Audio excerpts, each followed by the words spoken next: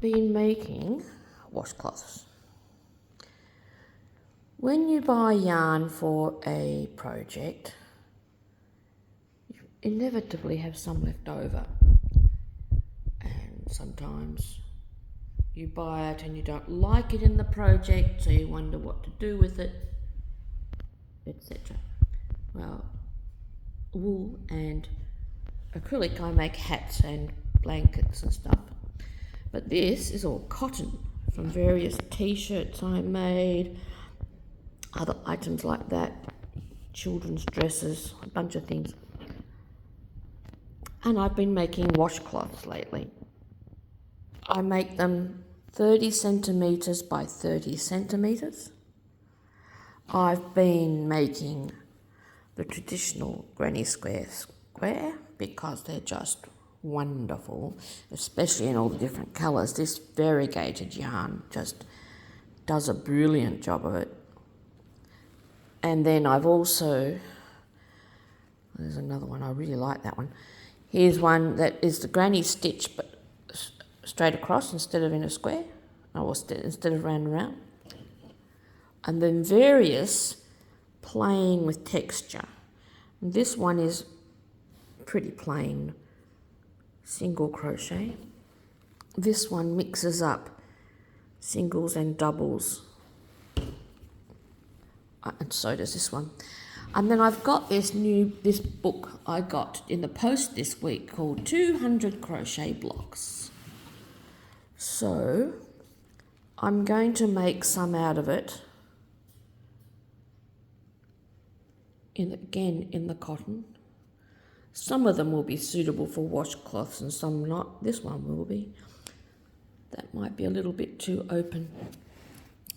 But there's quite a lot of choices. Look at this one with the bobble stitch and diagonal. Various variations on the granny. It's quite nice, isn't it? Isn't that cute? And so I'm going to be making them out of that.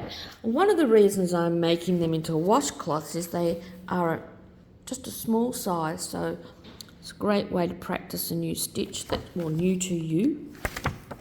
And they're not very big, so if you get sick of it, it doesn't take very long. And they make really good gifts, especially now people are turning to these handmade things instead of just the store-bought. And they're cotton. I'm using pure cotton, so when they get grubby they can be washed in the machine on hot water without a problem.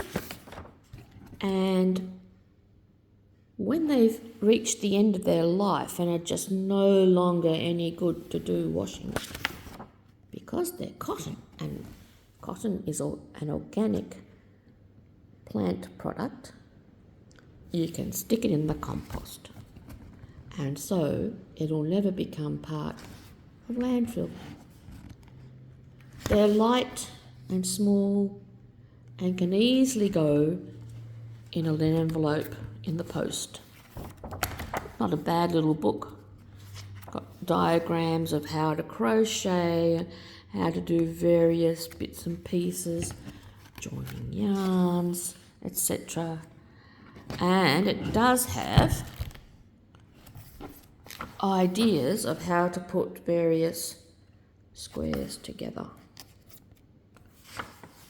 So if you're not sure about a layout, that's called 200 Crochet Blocks for Blankets, Throws and Afghans. It's by Jan Eaton. I got this on eBay with another book I was after. So that is a lot of fun and not a bad way of using up scraps.